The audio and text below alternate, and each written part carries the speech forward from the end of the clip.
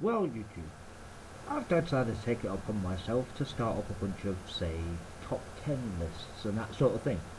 For the moment, though, I have a bit of a problem. I could not think of 10 things for this particular list. Oops.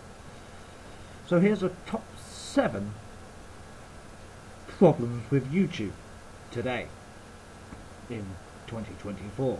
Now, a little caveat here I'm going to put into this. This is problems with YouTube itself and problems with people on YouTube. You know, there's not really going to be any real differentiation between the two. There are still problems with YouTube as a whole.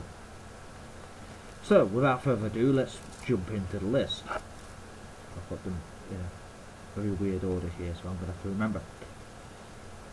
So, number 7, adverts. Right, now obviously adverts are not new to YouTube. They've been on YouTube for quite some time. When they first started appearing on YouTube videos, they were always skippable after about 5 seconds. They usually went on for about 30 seconds if you wanted to sit and watch the entire thing, but most people just skipped them and went to watch the video that they were trying to watch. Then you started getting 2 adverts at the beginning of the video. But again, you could still skip them, so you only wasted 10 seconds while you wait to be able to skip each individual video. Then they started making some of the videos unskippable, which combined with the other problem of some of the adverts being very long made it really annoying.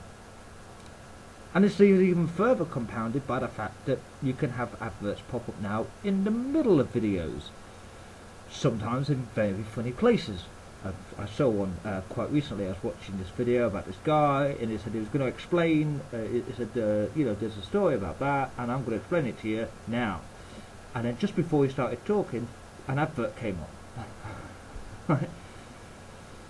So he's like, so there's a story about that, and I'm going to tell you about it now. This is kibble. No. It was kind of funny. But some of them pop up in like the most unexpected places or the most annoying places, and some of them pop up too often. They've started popping up in live streams now as well.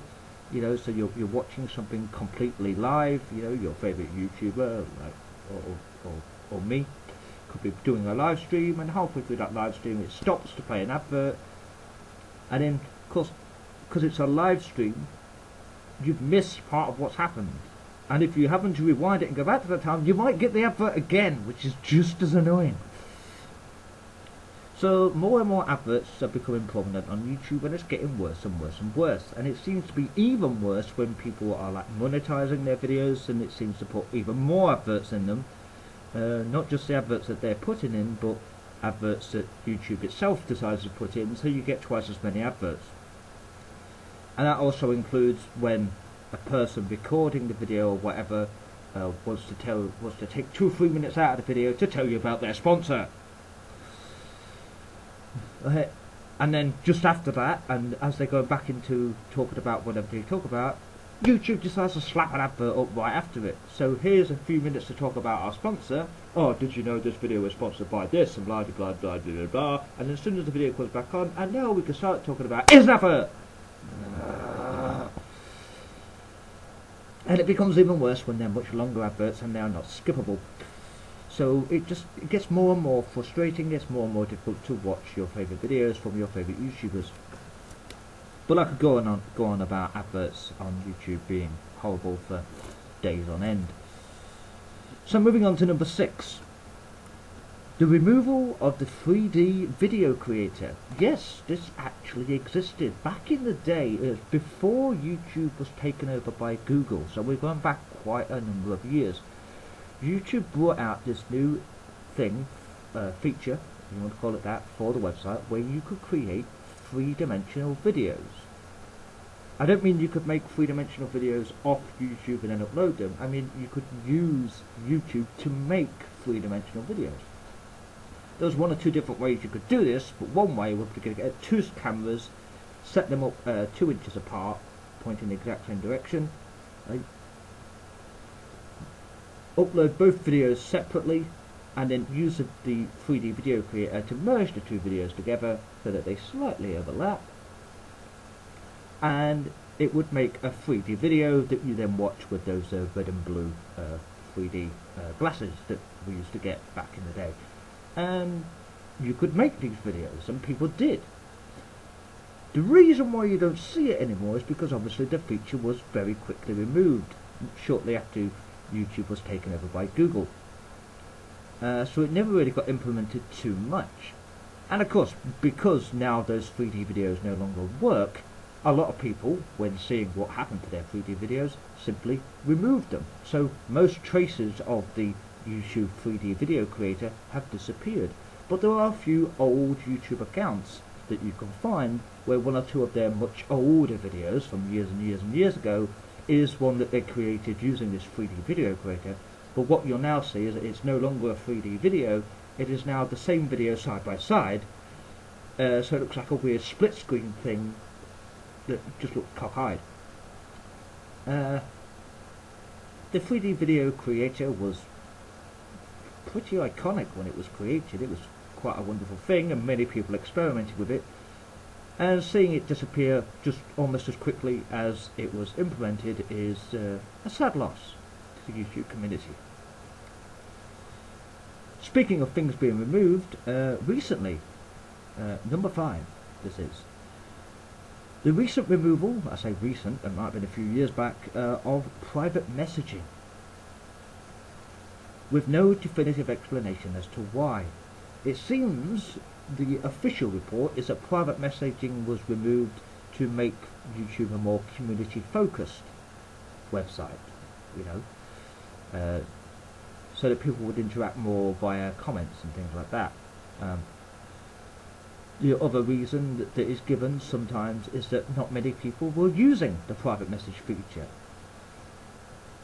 I don't really think that that is actually the case. Quite a lot of people were using it. I used to use it quite a lot back in the day. If you remember my old account that I'm still trying to get back into, I used to make a lot of things called total eclipse, and most of the videos used in those were by other YouTube users, and I would use the private messaging feature to send that person a message and say, do you mind if I use some of your clips in one of my videos? And you know, they'll send me a message back. You know, so people were using it, and people obviously used it to keep in touch with friends and to arrange collaboration videos and stuff like this. You know, we'll play this game together, or we'll conduct this kind of interview type thing, and people were using private messaging quite a lot. One of the other reasons that they give as to why it was removed was because of basically encouraging or allowing more and more children to use the website, and they were worried that people would be using the private messaging services of YouTube to get around not being able to private message people on other websites, or that there might be, you know, children talking to adults and that sort of thing, which I suppose is a pretty valid worry, because obviously that is something you need to worry about. So it seems that maybe partly it was because more and more children were being allowed to use the site, and or possibly it was simply because not a lot of people were using it, or whatever other reason they can come up with.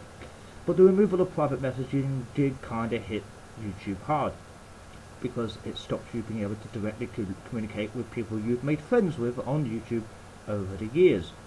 It also sort of stopped people becoming friends on YouTube anymore. And now every conversation you want to have with another YouTube user has to be done 100% publicly, and sometimes you might not want that. You know, if you're arranging to do a video collaboration that you don't want people to know about yet because you want it to be some kind of surprise, well then you can't really do that anymore. Although if they have got their email address connected to their account and they have the option available, you can go to their account and find out their email address. So I suppose that is still a way that you can contact people, but it still doesn't really work properly. Not being able to contact these people directly on YouTube is a bit annoying, really, to be honest. So, number 4, age restrictions on videos. Now, not just age restrictions on videos, but age restrictions seemingly at random. When age restriction first came into effect, it seems that videos were arbitrarily picked as being age restricted.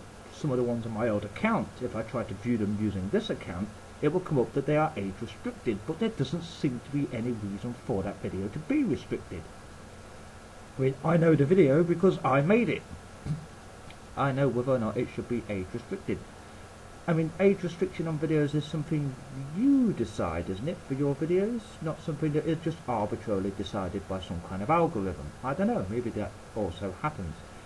But I have lots of videos where there's lots of swearing or lots of like in-game violence or something, and they are not age restricted, and then something that has none of that at all is suddenly age restricted, and I don't really understand why, and obviously I can't go back and sort it out.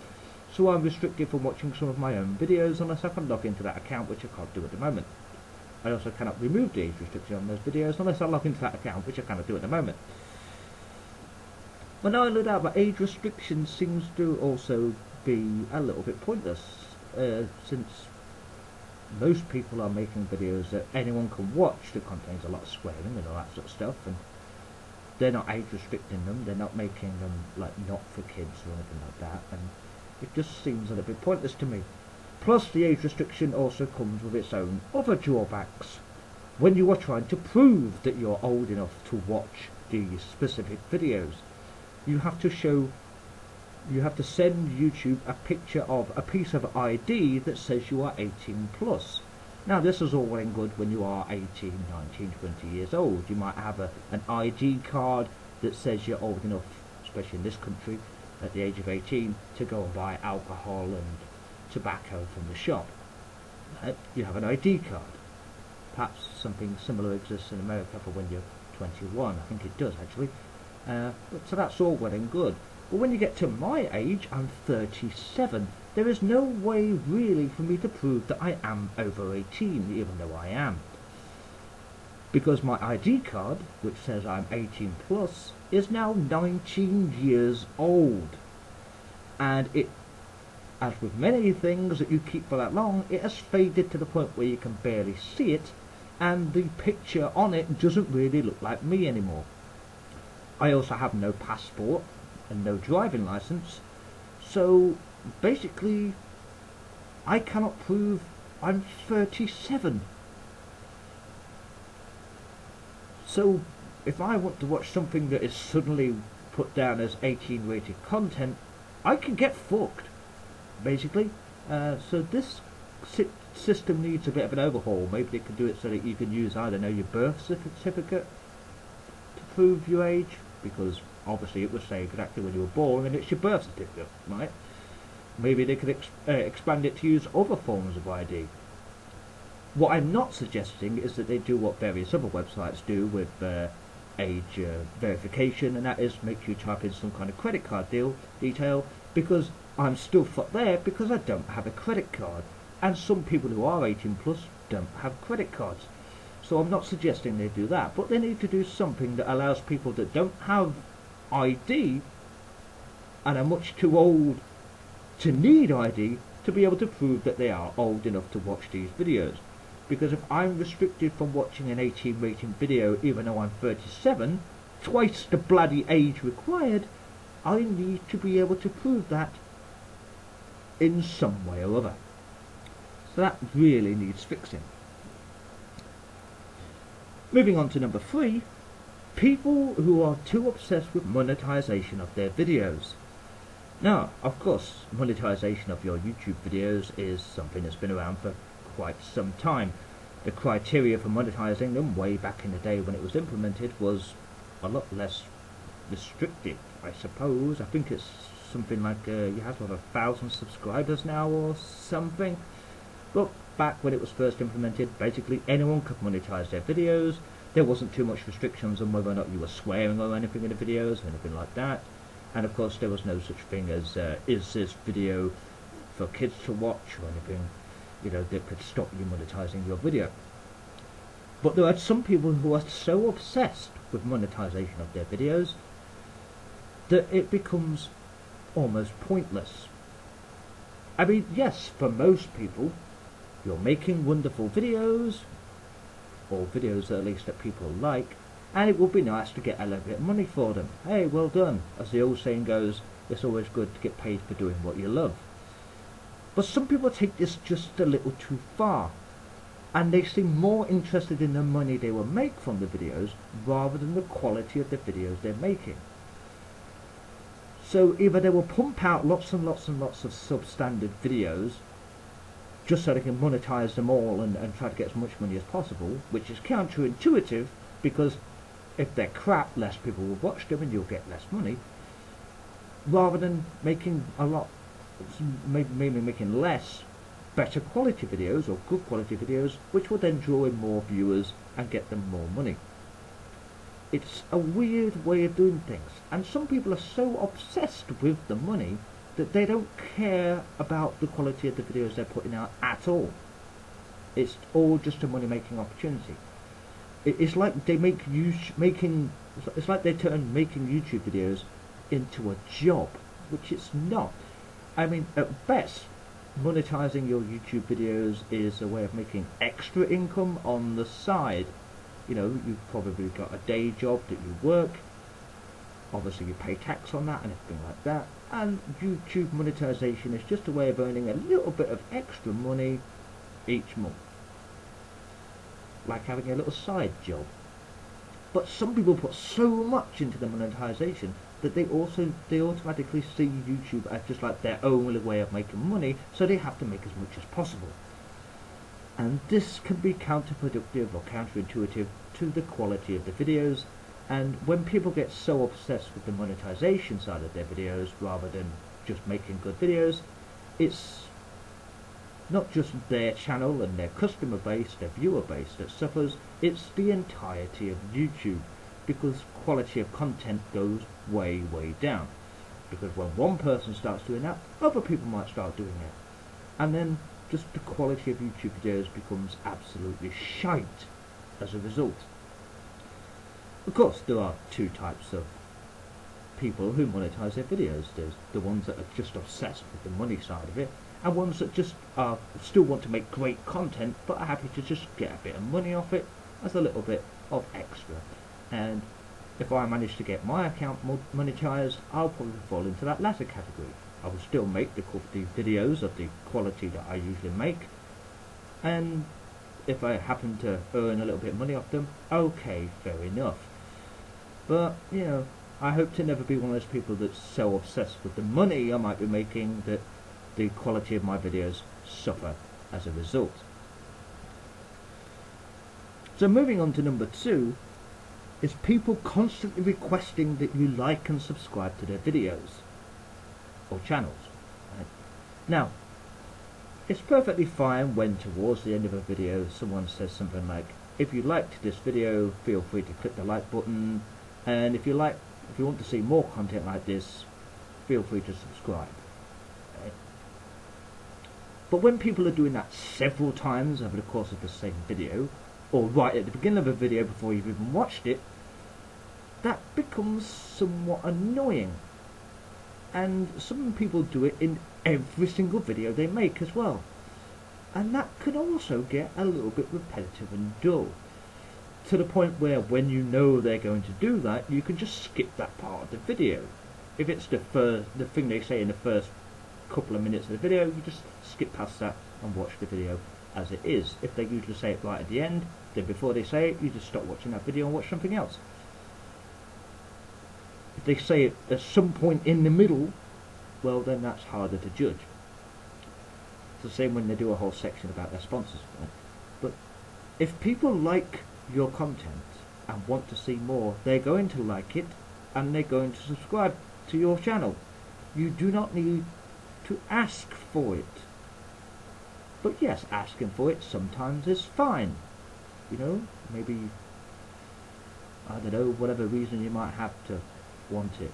But, you know, for most people it's all about getting to the top of the algorithm so more people can watch it, you know. But maybe not everyone wants to watch your videos, so not everyone wants it popping up in the recommended section, right? Because it might be something that they're not interested in, and it's only there because you've basically requested that every single person who watches it helps bump it up the top of the algorithm, and that can become really annoying. And number one, and this one it definitely deserves to be number one, because this is the absolute worst thing on YouTube, and it's relatively recent. Self-censorship, or babying your language, especially when talking about specific subjects. Now, I think I've talked about this a little bit on a previous video or previous live stream, but there's an awful lot of self-censorship going on YouTube at the moment. Where it's particularly annoying is when you have a YouTube channel that does, I don't know, say true crime documentaries, right? Say this person looks into, I don't know, unsolved murder cases or something, right? Yeah. So they're looking into unsolved murders, right? Unsolved murders. And when talking about these unsolved murders, they say things like, oh, he unalived this person, and then he unalived 5 more, and then, before the police could catch him, he unalived himself. You're talking about a murderer. He killed these people and he committed suicide. You can say it, you know, right? And by not saying it, you are undermining the thing you're talking about. If you're going to talk about a specific subject like murder, suicide, rape even, sexual assaults, any of that sort of thing, right? Just say the bloody word. Otherwise, don't talk about the fucking subject, because you sound like a complete idiot. I mean, what are you doing it for? Is that in case children watch your videos? Because children should be watching videos about murderers anyway. So what's with all this unaliving and he R-worded someone, or sorry, no, he graped someone. Yeah. What? He hit them with a piece of fruit. He essayed that person. Just say what it is, and it's not just people that do like true crime videos that are starting to do that. It's people talking about all sorts of things. Right? It's not just whether it's murder, and unaliving and all this sort of stuff. Right? It's people referring to people as PDF files. Took me a few seconds to even know what the person was talking about when they said that. And other things like that are just as bad that I can't quite think of because these videos are never scripted. And swearing. People are censoring swearing in their videos. Now that's obviously because they care too much about monetization, which was the previous 2 points before. Maybe they care too much about monetization that they want to censor all swearing. In which case, don't have swearing in your videos. Don't put swearing in your videos and then censor it out just because you're too concentrating on the monetizing. Don't put the swearing in your videos at all then. If you're so worried about the fact that someone might hear the fact that you said fuck, then don't say fuck in your video. It's not rocket science. Sorry, it's not RS. You got me doing it now. I don't even know why I even did that one. It's not even funny. It's not rocket science. If you're so worried about monetization of your videos that you don't want the word fuck to be in it because that might get you demonetized, then don't say fuck when recording your video. It's quite simple. Right? It doesn't take a genius. Right? If you're so worried about monetizing your video that you want it to be absolutely clean from start to finish, make sure it is before you upload it, and stop censoring out words. It's even worse when people are talking about, I don't know, lines in computer games that are really funny or something like that, and part of that line contains the character swearing. Right? They even bleep out the character swearing, yet if that game has subtitles you can clearly see they swore. So you're bleeping out them saying shit, right? But on the screen it still says that the character said shit. So, then what are you doing it for? I don't see the point. Self-censorship at the moment is one of the worst problems on YouTube I've ever seen, and it needs to bloody well stop. Because the more, because this is the worst one by any means, for this particular reason, among others, but mainly for this particular reason. The more you censor yourself, the more I may be censored and other people may be censored. Because you refuse to say murder or suicide, we might never be able to say murder or suicide. Because the more people won't say murder and suicide and things like that on YouTube, the more people get comfortable with the fact that nobody's saying it. So when they happen to see a video where someone clearly says murder, they get a bit offended. Oh no! Yeah. Trigger warning! And then that person might get reported incorrectly because they actually said the word that you refuse to say. If you're going to talk about that sort of thing, use the bloody words. Or don't talk about that sort of thing. Talk about true crime. There are plenty of YouTube users who make true crime videos. A lot of them will use words like murder, suicide, sexual assault, rape, all that sort of stuff. Like, they will use the words. And then you'll get one or two that will start saying things like unalive and graped them and essayed them. And people are going to stop watching you and go watch the others because you're baby talking everything. And it detracts from what you talked about. Obviously murder, suicide, that sort of thing, they're horrible things. Okay? But by replacing the words with things like unalive, you sound like a fool, and you lower the credibility of your videos. So stop doing that. It's really annoying. So that's top 7 things that I have a problem with on YouTube. Although I can make it 8. I've got a little bonus one for you because it's just popped into my head. The change from related videos to recommended videos. Now most people, as with some of these points, probably aren't going to know about this. The videos that appear down the side of your video when you're watching them are recommended for you, right? Because of what you are watching and what you've watched in the past, you may like to watch some of these. Or because some Muppet's got 50 million people to like it and subscribe, it might be at the top of your list anyway, right? Many years ago, it was related videos.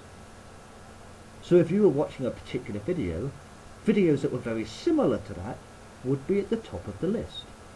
So if you were watching a playthrough of a game that wasn't put into a playlist, because the person forgot to do it or just didn't want to, say you were watching part 5 of a Super Mario 64 walkthrough or something, I don't know why that was the first one to pop into my head, you're watching part 5, part 6 will be the next one, right at the top of the list there, for you to click on afterwards.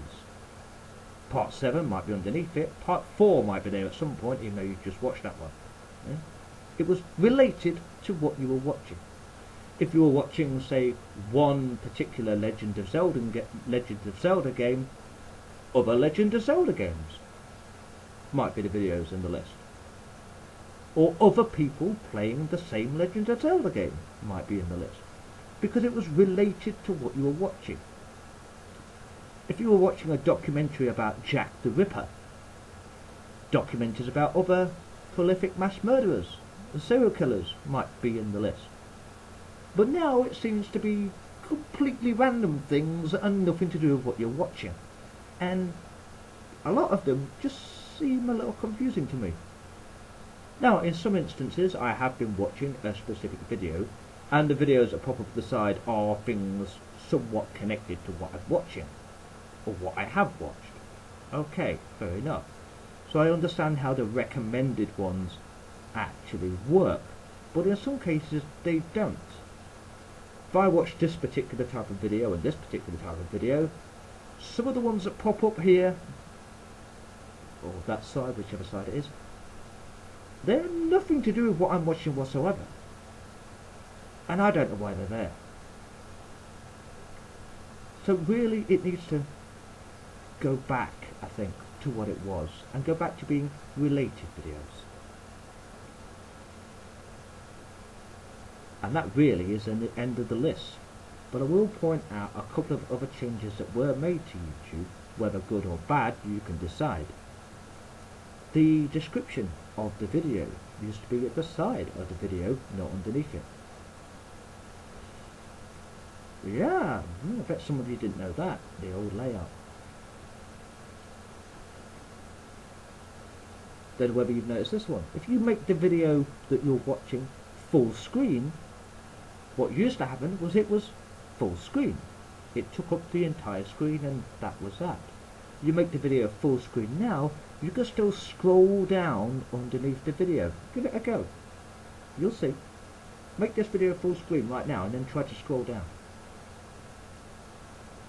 Yeah, you see, you can still see the rest of the web page. Never used to be able to do that. It used to actually full screen the video, like it became a separate thing. One thing that doesn't seem to have changed is subtitles. Subtitles on YouTube videos were always funny to me. Sometimes they can say that you're saying something completely different to what you're actually saying. So for those who are deaf and are just reading the subtitles, sometimes you must think that the person you're watching is an absolute fucking nutcase or something, because it will say something down there in the subtitles, wherever they are, somewhere down here, right? They haven't just said at all. I do have some old videos of this. I don't know whether they're still available on my old account, but one of which showed this person was talking about something in a game, and it came up on the screen, political correctness room. He did not say political correctness room. And it always made me laugh. And I don't think they've really improved over the years. That's one thing about YouTube that's not changed, really. But yeah, maybe there's a few more that I haven't mentioned. Maybe you can think of some. If so, drop them in the comments. And obviously, you know, if you agree or disagree with any of the points I've raised, or you have some kind of counter argument, or maybe a reason, you know, a more definitive reason why some of these things might have happened, I'd always like to know. Maybe someone out there who works for YouTube can give a definitive answer. Now that would be interesting. Until then, stay tuned for some more top 10 style videos coming soon, hopefully with 10 actual things and not just 7 and a bonus one. And obviously stay tuned for more of my regular sort of videos, whether they be gameplay, random bollocks, or whatever, coming very soon. Other than that, just thank you for watching.